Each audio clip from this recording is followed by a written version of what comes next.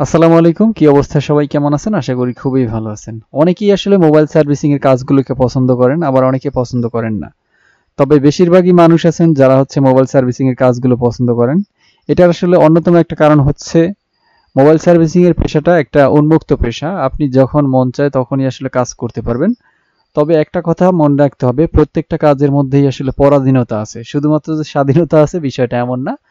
পরাধীনতা ছাড়া আসলে কোনো কাজই হয় না। কারণ হচ্ছে আপনাকে সঠিক সময়ে সঠিক কাজ ডেলিভারি করতে হবে। তা না হলে কিন্তু আপনাকে কাস্টমার বকাঝকা করবে। এক্ষেত্রে হচ্ছে যেগুলো হচ্ছে একদম গ্রাম পর্যায়ে থাকেন আপনারা যারা কাজ করেন, তারা আসলে এই ধরনের যে সমস্যা আছে সেই সমস্যা একটু বেশিই পড়েন। গ্রামের মানুষেরা হচ্ছে সঠিক সময়ে ফোন দিবে এবং হচ্ছে সঠিক সময় নিবে। সেক্ষেত্রে তারা হচ্ছে লেট করতে চায় না। এখন দিয়ে গেলে হচ্ছে আধা ঘন্টা ১ ঘন্টার মধ্যেই তাদের মোবাইল দিতে হবে।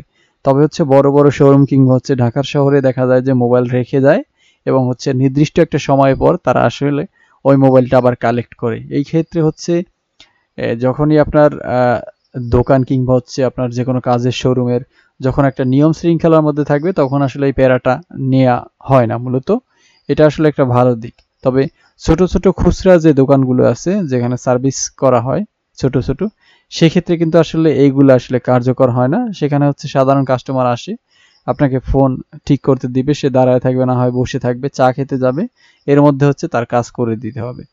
তো যারা হচ্ছে মোবাইল সার্ভিসিং এর কাজ শিখতে চান অবশ্যই প্রত্যেকটা মানুষকেই বলবো যে হচ্ছে টাইম সেন্স, সময়ের যে জ্ঞানটা আছে সেটা অবশ্যই মাথায় রাখতে হবে। কারণ হচ্ছে আপনাকে সঠিক সময়ে সঠিকভাবে কাজ করতে হবে। আর মোবাইল সার্ভিসিং করতে গেলে অন্যতম একটা বিষয় আছে, সেটা হচ্ছে আপনাকে অবশ্যই মাথায় রাখতে হবে। মোবাইল সার্ভিসিং এর সম্পূর্ণ কাজটা হচ্ছে খুব সেনসিটিভ এবং হচ্ছে খুবই নিখুঁত। আপনি যতটা নিখুঁত কাজ করতে পারবেন, যতটা সেনসিটিভ জায়গায় হাত দিতে পারবেন, ততটা ভালো কাজ আপনার দ্বারা হবে এমনটা আপনি নিশ্চিত থাকতে পারেন। একটা কাজ যত সূক্ষ্মভাবে যত পরিষ্কার পরিচ্ছন্নতা রেখে আসলে করবেন, ওইটার ফিনিশিংটা ততই সুন্দর আসবে। চার্জিং পোর্ট লাগানোর ক্ষেত্রে শুরু করে আপনার আইসি রিবলিং পর্যন্ত যতগুলো কাজ আছে প্রত্যেকটা কাজই খুব নিখুঁতভাবে করতে হবে। দেখতেই পাচ্ছেন আমার কথা শুনতে শুনতে আপনারা যে আসলে আমরা এই যে পিনের পরিবর্তনটা করলাম সেটা কতটুকু স্মুথলি এবং হচ্ছে কতটুকু পরিষ্কার করে হচ্ছে কাজটা করতেছি সেটা অবশ্যই আপনারা বুঝতে পারতেছেন। এই যে চার্জিং পোর্টটা যে আমি বসাইলাম এই জায়গাটা খুব সুন্দর করে ক্লিন করলাম, কয়েকবার কিন্তু আসলে রাং রোজন দিয়ে আসলে এটাকে ওয়াশ করলাম, সোল্ডারিং করলাম, পরিষ্কার করলাম। তারপরে হচ্ছে ধাপে ধাপে এটা লাগাইতেছি। এখন এই যে আমি পোর্টের উপরে যে সোল্ডারিং করতেছি এটার একটাই কারণ হচ্ছে এটা যখন ওই বোর্ডের উপরে আমি লজিকের উপরে বসাবো তখন ওইখানে যে 5টা লাইন আছে সেই 5টা লাইনের উপরে যে রাংটা লাগানো আছে এইটা বসানোর সাথে সাথে যেন এই রাঙের সাথে ওইটা খুব ভালোভাবে আসলে আলতো অবস্থায় লেগে যায়। এটা হচ্ছে দুইটা কানেকশন একত্রিত করার জন্য খুবই অন্যতম একটা মাধ্যম।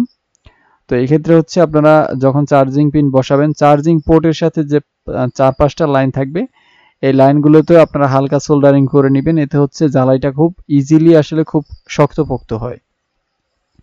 তো যাই হোক, অনেকেই আসলে অনেক জায়গা থেকে কমেন্ট করেন, ঢাকা থেকে কমেন্ট করেন। আপনাদেরকে অসংখ্য ধন্যবাদ জানাচ্ছি আমাদের এই টেস্টার চ্যানেলের এই ভিডিওগুলো নিয়মিত দেখার জন্য। আমাদের ভিডিওগুলো দেখবেন, অনেক সেনসিটিভ কাজ আমরা আসলে দেখাই, আগেও বলেছি এখনো বলতেছি।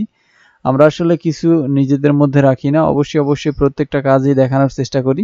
তবে আপনারা তো জানেনই যে আসলে কাজ করা এবং ভিডিও করা দুইটা আসলে খুব ডিফিকাল্ট হয়ে দাঁড়ায়। কারণ কাজ করার সময় আপনার অন্যদিকে কোনো আসলে মন রাখা যাবে না, শুধুমাত্র কাজের দিকে আপনাকে ফোকাস করতে হবে। তা না হলে হচ্ছে কাজের যে কোনো একটা সমস্যা ঘটতে পারে।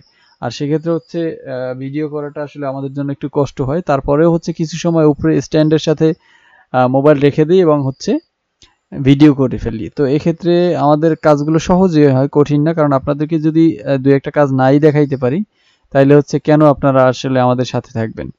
বিষয়টা হচ্ছে চার্জিং পোর্ট লাগানোটা হচ্ছে আপনার হাতটা কতটুকু ক্লিয়ার সেটা আসলে এখান থেকেই ডিসাইড করতে পারবো আমরা। আর একটা টেকনিশিয়ান আপনাকে যখন মূল্যায়ন করবে যে আসলে আপনি কতটা কাজ জানেন তখন আপনার হাতে প্রথমেই হচ্ছে একটা চার্জিং পোর্ট তুলে দিতে পারে যে আপনি খুব সুন্দর করে এই পোর্টটা লাগান। যখন আপনি পোর্টটা লাগাতে যাবেন তখন যদি আপনার হাত এবং হচ্ছে তাতাল ধরা এটা যদি দেখে যে নড়াচড়া করতেছে কিংবা হচ্ছে আপনার হাতটা স্ট্রং না, তখন আপনার সেই টেকনিশিয়ানটা বুঝে যাবে যে আসলে আপনার দক্ষতা এবং হচ্ছে আপনার কাজের গতি কিরকম হতে পারে। সুতরাং প্রত্যেকটা মানুষকে আমি বলবো যারা মোবাইল সার্ভিসিং এর কাজ শিখবেন অবশ্যই প্রথম থেকে আসলে বাটনের যে ফোনগুলো আছে সেই বাটন ফোনগুলো দিয়ে আপনার ফোন খোলা থেকে শুরু করে মাইক্রোফোন, স্পিকার এবং হচ্ছে ডিসপ্লে, তারপরে হচ্ছে চার্জিং পোর্ট, এই কাজগুলো বেশি করার চেষ্টা করবেন। এতে হচ্ছে আপনার হাত ক্লিয়ার হবে।